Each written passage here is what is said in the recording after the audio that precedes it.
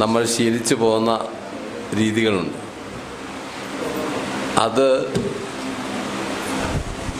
കുറ്റമറ്റ രീതിയിൽ തുടരാൻ നമ്മൾ ഓരോരുത്തരും തയ്യാറാകും എന്ന കാര്യത്തിൽ ഒരു സംശയമില്ല. ഏറ്റവും പ്രധാനം എല്ലാവരും വോട്ട് ചെയ്യുക എന്നുള്ളതാണ്.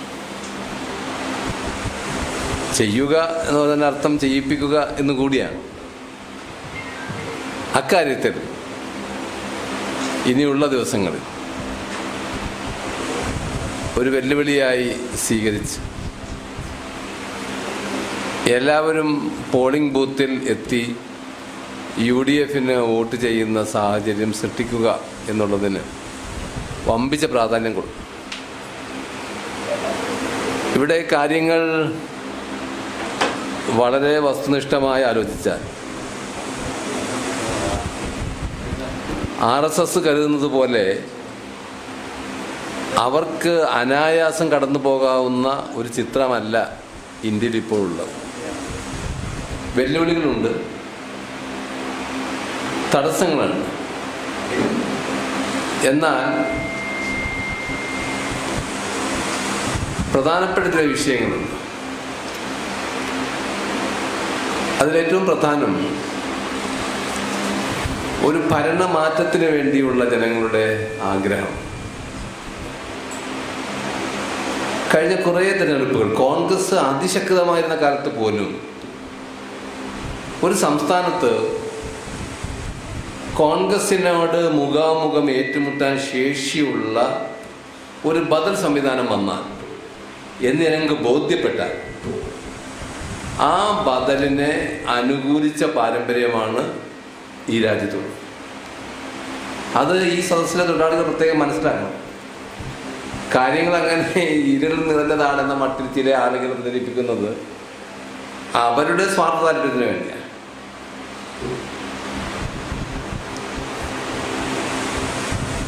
പഞ്ചാബിൽ അകാലിദൾ ഒരു ബദലായി വളർന്നു വന്നപ്പോൾ അകാലിദളിനെ സഹായിക്കാൻ ജനങ്ങൾ തയ്യാറായി.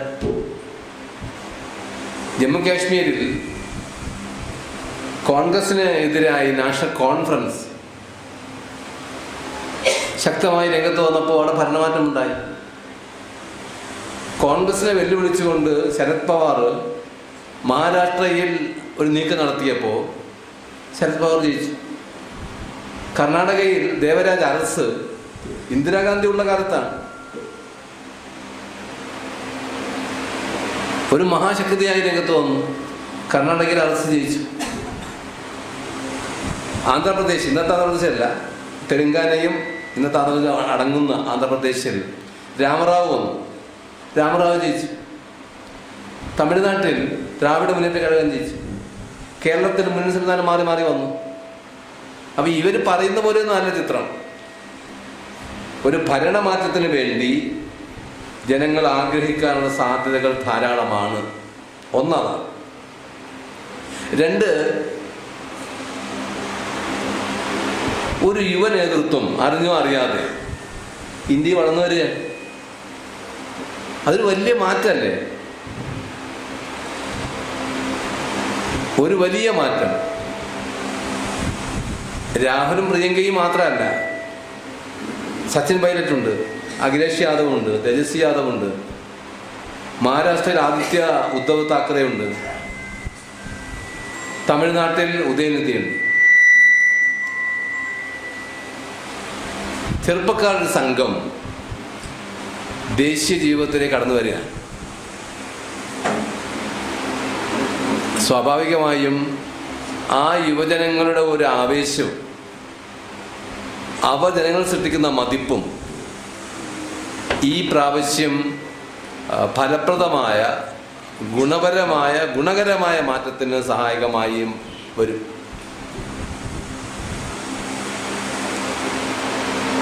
അത് മാത്രമല്ല,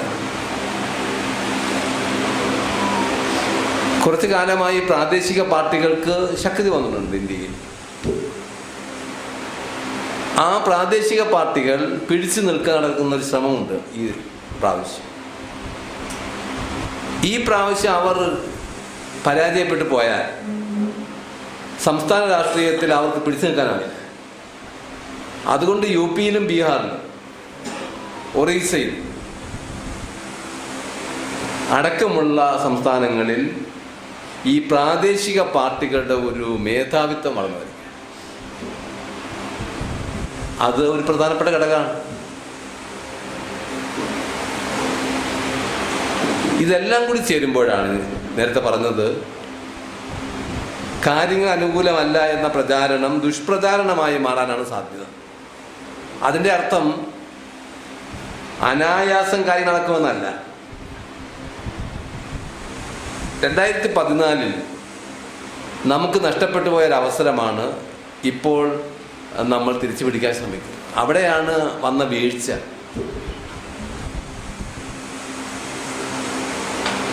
അന്ന് മുഖ്യധാര രാഷ്ട്രീയ പാർട്ടികൾ രാജ്യത്ത് ഉയർന്നു വരുന്ന വെല്ലുവിളിയെക്കുറിച്ച് ബോധവാന്മാരായില്ല. അവർ മുഖവിലക്കെടുത്തില്ല. അവർ വിചാരിച്ചത് ഒരു ഭരണമാറ്റം വന്നാൽ തന്നെ എന്ത് എന്ന മട്ടിലായിരുന്നു.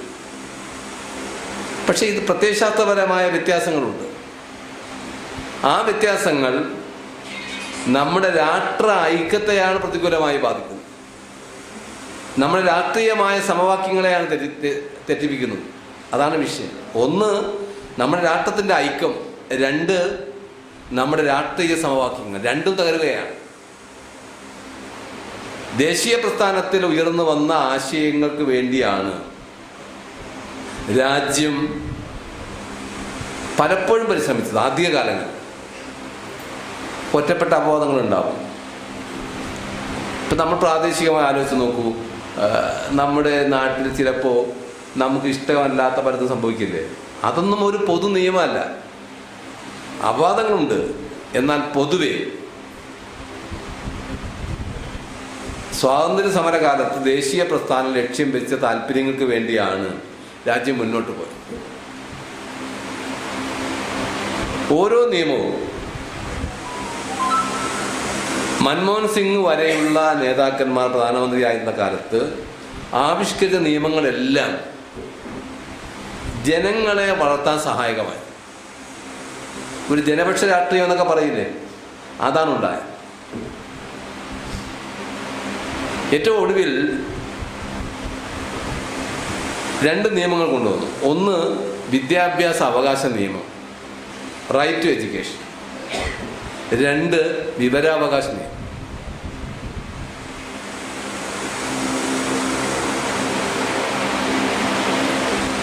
പ്രാഥമിക വിദ്യാഭ്യാസം ആർക്കും നിഷേധിക്കപ്പെടാൻ പാടില്ല എന്ന മട്ടിലുള്ള ഈ നിയമം നമുക്ക് എത്രയോ വൈകിയാണ് കൊണ്ടുവരാൻ കഴിഞ്ഞത്. ആ നിയമം രാജ്യത്ത് ഇതുവരെ ഉണ്ടായ എല്ലാ നിയമങ്ങളുടെയും ഒരു ബാക്കി പത്രമാണ്. ഇപ്പം നിങ്ങൾ ആലോചിച്ച് നോക്കൂ. നമ്മുടെ നഗരപാലിക നിയമം അനുസരിച്ചാണ് ഇപ്പോൾ കളമശ്ശേരി നഗരം ഭരിക്കപ്പെടുന്നത്.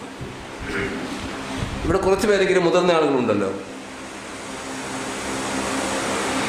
അവർക്കറിയാം ഉദ്യോഗസ്ഥ ഭരണമായിരുന്നു ഉണ്ടായിരുന്നത്. എന്നാൽ ഈ നഗരപാലിക നിയമം വന്നതിന് ശേഷം ജനപ്രതിനിധികൾക്ക് നേരിട്ട് ഭരിക്കാൻ കഴിയുന്ന സാഹചര്യം നാട്ടിലുണ്ടായി. അതിൽ ചില ആളുകളെല്ലാം തെളിയുന്നുണ്ടാവും. പക്ഷെ അത് അപവാദമാണ്, പൊതുകാര്യമാണ് പറയുന്നത്. ഉദ്യോഗസ്ഥനാകുമ്പോൾ അയാൾക്ക് പ്രത്യേക താല്പര്യങ്ങളൊന്നുമില്ല. അയാൾ എവിടെ നിന്ന് വന്ന ആളായിരിക്കും.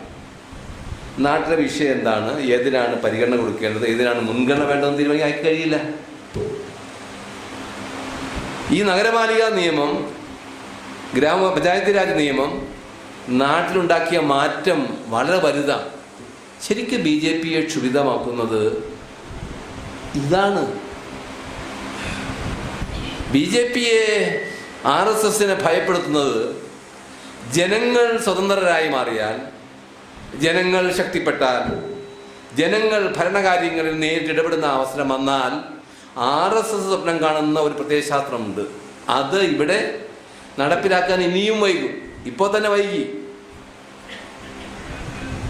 സ്വാതന്ത്ര്യ സമരകാലത്ത് തന്നെ RSSന് ഈ ചിന്തയുണ്ട്.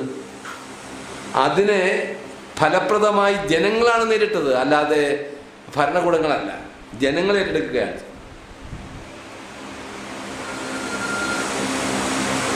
നഗരപാലിക നിയമം മാത്രമല്ല, പഞ്ചായത്ത് രാജ് നിയമം മാത്രമല്ല, ഒരുപാട് നിയമങ്ങൾ രാജ്യത്ത് വന്നു. അതിൻ്റെ തുടർച്ച എന്ന നിലക്കാണ് ഈ വിവരാവകാശ നിയമവും വിദ്യാഭ്യാസ അവകാശ നിയമവും രംഗത്ത് വരുന്നത്. അതിൻ്റെ ഫലം എന്താണെന്നാണ് നമ്മൾ വിചാരിക്കുന്നത്? സാർവത്രികമായ വിദ്യാഭ്യാസം. ഈ കേരളത്തിന് വന്ന മാറ്റം എന്താ? കേരളത്തിൽ വന്ന മാറ്റത്തിന് അടിസ്ഥാന കാരണം SSLC വരെയുള്ള വിദ്യാഭ്യാസം സൗജന്യമാക്കി. അതിൻ്റെ ഗുണം കിട്ടിയത് ആൺകുട്ടികളും പെൺകുട്ടികളും ഒരുപോലെ സ്കൂൾ വിദ്യാഭ്യാസം പൂർത്തിയാക്കുന്ന അവസ്ഥ. സാമ്പത്തികമായ പുരോഗതി വന്നതിൻ്റെ പശ്ചാത്തലത്തിൽ പെൺകുട്ടികൾക്ക് സ്കൂൾ വിദ്യാഭ്യാസം കിട്ടിയപ്പോൾ തുടർ പഠനം വേണമെന്ന് കുട്ടികൾ പറയാൻ തുടങ്ങി.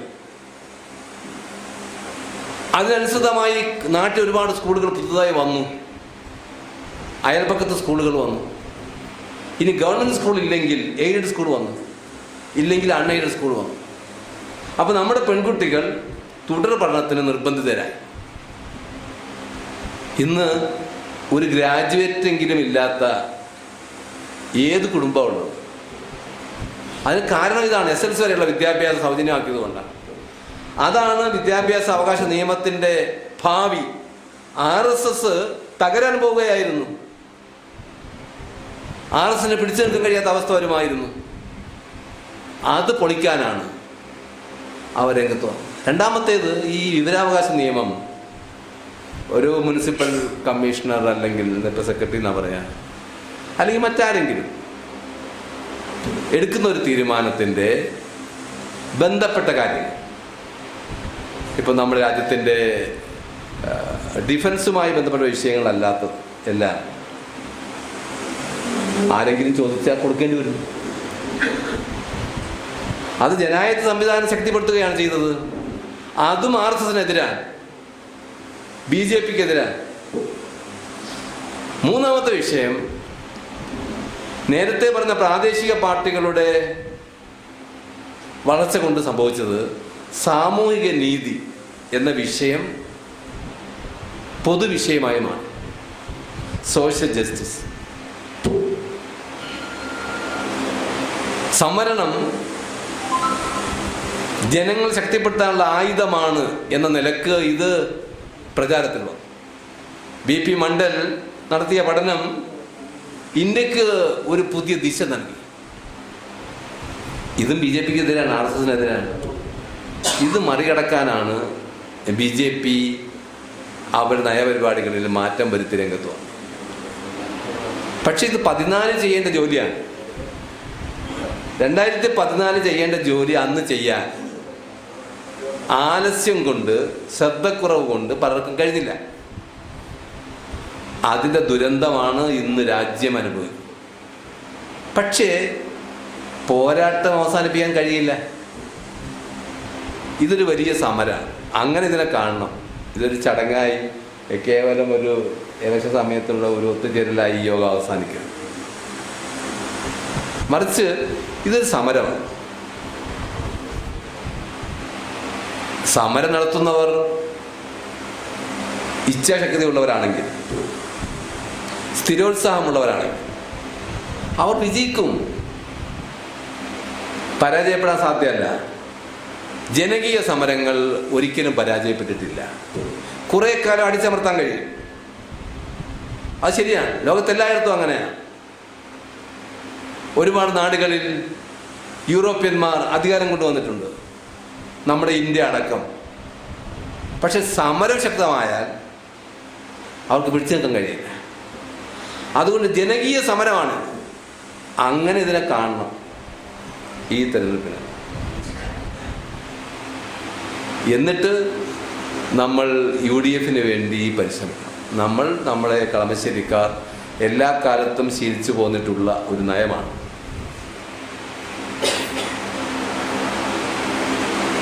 ആളുകൾ വിചാരിക്കുന്ന പോലെ ഒന്നല്ല സംഭവിക്കുക. നമ്മുടെ നിയോജക മണ്ഡലത്തിൽ എല്ലാവരും ഉണർന്ന് പ്രവർത്തിക്കുക തന്നെ ചെയ്യും. തെരഞ്ഞെടുപ്പ് ദിവസത്തിൽ വെള്ളിയാഴ്ചയാണ്. ഇപ്പോൾ കേൾക്കുന്നത് ജുമാക്ക് മുമ്പ് പരമാവധി വോട്ടുകൾ ചെയ്യിക്കാനുള്ള ശ്രമത്തിലാണ് എല്ലാവരും എല്ലാ ഭാഗങ്ങളിൽ നിന്ന് വാർത്തകൾ അങ്ങനെ. അതിവിടെ നമ്മൾ അവലംബിക്കണം. ഒരു വലിയൊരു ജനകീയ സമരത്തിൻ്റെ പെരുമ്പറ മുഴക്കമാണ്. അവിടെ നമുക്ക് വേണ്ടത് നേരത്തെ ഇവിടെ വന്നപ്പോൾ സൂചിപ്പിച്ചതുപോലെ 2 കാര്യങ്ങൾ അന്വേഷണീയമാണ്. ഒന്ന് രാഷ്ട്രീയമായ പ്രബുദ്ധത, 2 ചരിത്രബോധം. ഇത് രണ്ടുമില്ലാതെ ഒരു ജനതയ്ക്ക് മുന്നോട്ട് പോകാനാവില്ല. ബാക്കി ഒരുപാട് അനുകൂല ഘടകങ്ങളുണ്ടാകും, സ്ഥാനമാനങ്ങളുണ്ടാകും, സാമ്പത്തിക സൗകര്യങ്ങളുണ്ടാകും, ഒക്കെ ശരിയാണ്. പക്ഷെ ഒരു ജനതയും ലോകത്തെവിടെയും ഈ 2 സവിശേഷതകൾ കൈവിട്ടപ്പോൾ രക്ഷപ്പെട്ടിട്ടില്ല. ഇപ്പൊ കണ്ടില്ലേ, ലോകത്ത് നടക്കുന്ന സംഭവങ്ങൾ വിശദീകരിക്കാൻ നേരമില്ല. അത് കാരണം ഇതാണ്: 1 രാഷ്ട്രീയമായ പ്രബുദ്ധതയില്ല, 2 ചരിത്രബോധമില്ല.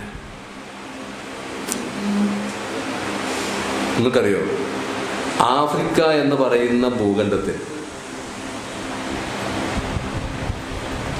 അവിടുത്തെ ജനങ്ങളെ യൂറോപ്യന്മാർ വന്ന് അടിമകളാക്കി മാറ്റി. അവർ രാജാക്കന്മാരായിരുന്നു, രാജകുടുംബങ്ങളായിരുന്നു. അവരെ അടിമകളാക്കി അടിമ ചന്തയിൽ കൊണ്ടുവന്നിട്ട് അവർ അമേരിക്കയിലേക്ക് കൊണ്ടുപോയി, യൂറോപ്പിലേക്ക് കൊണ്ടുപോയി. ആരാണിവർ? അവരൊരു കാലത്ത് സെനഗൽ, മാലി പോലെയുള്ള രാജ്യങ്ങളിലെ രാജകുടുംബങ്ങളാണ്, ഭരണകുടുംബങ്ങൾ. അവരെയാണ് ബലാത്കാരമായി ഒരു സൈനിക സംഘം വന്നിട്ട് പിടിച്ചുകൊണ്ടു പോകുന്നത് അടിമചന്തയിലേക്ക്. അങ്ങനൊരു കാലമുണ്ടായിരുന്നു. ആ ചരിത്രബോധമാണ് നമുക്ക് നഷ്ടപ്പെട്ടു പോയത്. ഇപ്പോൾ കാണുന്ന ഈ സൗകര്യങ്ങളുടെ ഇടയിൽ നാം മറന്നു പോകുന്നത് 1 രാഷ്ട്രീയമായ പ്രബുദ്ധതയാണ്, 2 ഈ ചരിത്രബോധം. തൊഴിലാളി വർഗത്തിന് ഇക്കാര്യത്തിൽ പ്രത്യേകമായ നിഷ്ഠ വേണം. അപ്പം നമ്മളെല്ലാവരും ഒരർത്ഥത്തിൽ എന്തെങ്കിലും തൊഴിലെടുത്ത് ജീവിക്കുന്ന ആളുകളാണ്. രാഷ്ട്രം നിർമ്മിക്കുന്നത് തൊഴിലാളികളാണ്. വലിയ വലിയ നഗരങ്ങളിൽ ഉയരുന്ന വലിയ വലിയ കെട്ടിടങ്ങളുണ്ട്. അത് അവരുടെ ഭരണവർഗത്തിൻ്റെ പ്രമാണിത്വം കാണിക്കാനുള്ള ചിഹ്നങ്ങളാണ്. പക്ഷേ ആ കെട്ടിടം പണിതുയർത്തിയത് സാധാരണക്കാരായ തൊഴിലാളികളാണ്. അവർ അന്തി ഉറങ്ങിയത് ലേബർ ക്യാമ്പിലാണ്. പണ്ടൊക്കെ AC പോലും ഇല്ലാത്ത ചെറിയ മുറികളിൽ നിരവധി ആളുകൾ ഒരുമിച്ച് കിടന്നുറങ്ങേണ്ടി വന്നിട്ടുണ്ട്. ഭക്ഷണം സ്വയം പാകം ചെയ്ത് കഴിക്കേണ്ടി വന്നിട്ടുണ്ട്. ആ ലേബർ ക്യാമ്പിലെ തൊഴിലാളി സമൂഹത്തെക്കുറിച്ച് ഈ ഭരണവർഗം ശ്രദ്ധിക്കുന്നില്ല. അവർ കെട്ടിപ്പൊക്കുന്ന ഈ മണിമാളികകൾ, അവർക്ക് നല്ല വാടക കിട്ടും, അവർക്ക് നല്ല വ്യാപാരങ്ങളുണ്ടാകും, അവർക്ക് ഒരുപാട് സഞ്ചാരികൾ വരും, അപ്പം നികുതി കിട്ടും. പക്ഷെ അതിൻ്റെ പിന്നിൽ പ്രവർത്തിച്ച ഒരു തൊഴിലാളി സമൂഹം.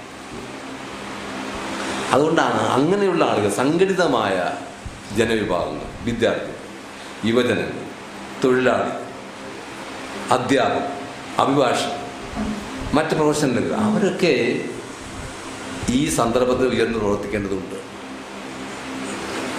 ഇന്ന് ഇന്ത്യയിൽ നടക്കുന്ന ഒരു മാറ്റം അതുകൂടിയാണ് എന്ന് നിങ്ങൾ ശ്രദ്ധയിൽ കൊണ്ടുവരാൻ ആഗ്രഹിക്കുക.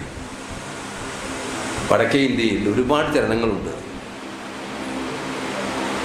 ഒരുപാട് വ്യക്തികൾ മുൻകൈയെടുത്ത് മാറ്റങ്ങൾ കൊണ്ടുവരാൻ ശ്രമിക്കുന്നു. ആ സമയത്ത് നമ്മൾ കേരളത്തിലാണ്. നമുക്ക് 2 ലക്ഷ്യങ്ങളുണ്ട്. ഒന്ന്, ഐക്യ ജനാധിപത്യ മുന്നണിയുടെ കരുത്ത് പുനഃസ്ഥാപിക്കുക എന്നുള്ളതാണ്. കഴിഞ്ഞ നിയമസഭാ തെരഞ്ഞെടുപ്പിൽ നമ്മൾ തോൽക്കാൻ പാടില്ലാത്ത കളമശ്ശേരി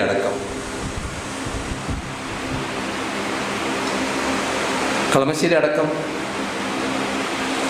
നമ്മളിവിടെ ഐക്യജനാധിപത്യ മുന്നണിക്ക് ഒരുപാട് പ്രവർത്തകന്മാർ കരുണാദാനം ചെയ്യുന്നതാണ്.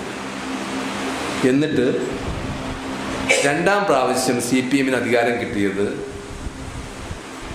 ഒരു ശരിയായ രാഷ്ട്രീയ മാറ്റമായിരുന്നില്ല.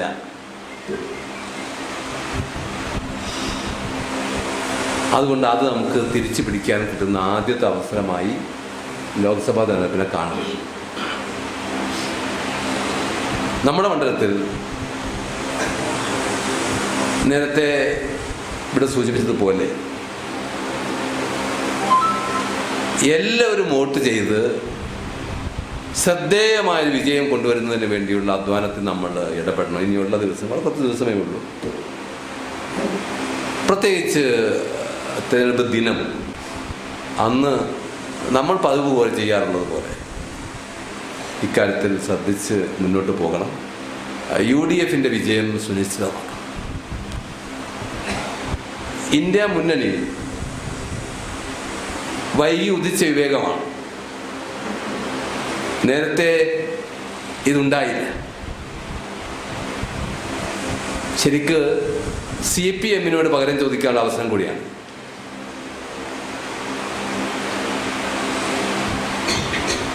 UPA രണ്ടാം ഗവൺമെന്റിന് CPM സ്വീകരിച്ച നിലപാട് നേരത്തെ പറഞ്ഞതുപോലെ നമുക്ക് സ്വീകാര്യമല്ല. അതുകൊണ്ട് CPM-നെ ആശ്രയിച്ച് ഇവിടെ അങ്ങനെ ഒരു വാദമുണ്ട് ചിലയിടങ്ങളിൽ, ആര് ജയിച്ചാലും ഇന്ത്യ മുന്നണിക്ക് അനുകൂലമല്ലേ? ആ വാദം ശരിയല്ല. UPA സർക്കാരിൻ്റെ രണ്ടാം ഗവൺമെന്റിൽ അവരെന്താ ചെയ്തത്? അതുകൊണ്ട് ആ ഒരു വാദമേ സ്വീകാര്യമല്ല. നമുക്ക് UDF-ന് കേരളത്തിൽ ശക്തമായ വേരുകളുള്ള സ്ഥിതിക്ക് അത് പ്രയോജനപ്പെടുത്താനും അത് തെരഞ്ഞെടുപ്പിൽ പ്രതിഫലിക്കപ്പെടാൻ നമ്മളെല്ലാവരും കരുണാദാനം ചെയ്യും.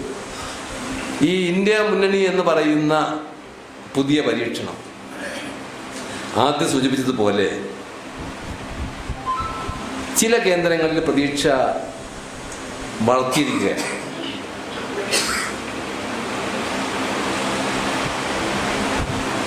മൂന്ന് വ്യക്തികൾ ആലോചിച്ചു നോക്കും. ഒന്ന് അഖിലേഷ് യാദവ്, 2 കെജ്രിവാൾ, 3 ഉദ്ധവ് താക്കറെ. ഇവർ ഇന്ന് ഇന്ത്യ മുന്നണിയുടെ ഭാഗമാണ്, നേരത്തെ അല്ല. ഒരു വലിയ മാറ്റമുണ്ട്. കെജ്രിവാളിൻ്റെ അറസ്റ്റ് പഞ്ചാബിലും ഹരിയാനയിലും ഡൽഹിയിലും ഉണ്ടാക്കാവുന്ന മാറ്റങ്ങളുണ്ട്. അത് നിസ്സാരമായിരിക്കില്ല. 3 കർഷകരുടെ സമരം വടക്കേ ഇന്ത്യയെ മുഴുവൻ ബാധിക്കുന്ന ഒന്നാണ്. കാര്യങ്ങൾ കൈവിട്ടു പോയിട്ടില്ല എന്നർത്ഥം. RSS-ഉം BJP-യും കാര്യങ്ങൾ അത്ര പന്തിയല്ല എന്നാണിപ്പോൾ കണക്ക് കൂട്ടുന്നത്. പക്ഷേ ഇതൊന്ന് ഏകോപിപ്പിക്കാൻ, ഫലപ്രദമായി ഇതൊക്കെ ഒന്ന് ഏകോപിപ്പിക്കാൻ മതിയായ സമയമില്ല എന്ന് പറയേണ്ടി വരും. അത്രേ ഉള്ളൂ. പക്ഷേ നമുക്ക് നമ്മുടെ ജോലി ചെയ്യണം. നമ്മുടെ ഇവിടെ ഒരു തരത്തിലും ഒരു പാളിച്ചയും ഉണ്ടാവാതെ, അങ്ങനെ ഉണ്ടാവില്ല എന്ന് ഉറച്ചു വിശ്വസിച്ചാണ് അവിടെ നിൽക്കുന്നത്. UDF-ന്റെ സ്ഥാനാർത്ഥിക്ക് എല്ലാവരും രാവിലെ പോയി വോട്ട് ചെയ്യുന്ന സാഹചര്യം സൃഷ്ടിക്കാൻ ഇനിയുള്ള ദിനരാത്രങ്ങളിൽ നമ്മൾ കഠിനാധ്വാനം ചെയ്യണം. അങ്ങനെ UDF-ന് നമുക്ക് തിരിച്ചു വരണം. ഇന്ത്യ മുന്നണിക്ക് ഒരു വലിയ കരുത്തായി നമ്മൾ മാറണം. അതിന് സഹായകമാവട്ടെ ഈ തൊഴിലാളി കൂട്ടായ്മ എന്ന് ആശംസിച്ചുകൊണ്ട് ഈ വാക്കുകൾ ഉപസംഹരിക്കുന്നു. നിങ്ങൾക്ക് അഭിവാദ്യം.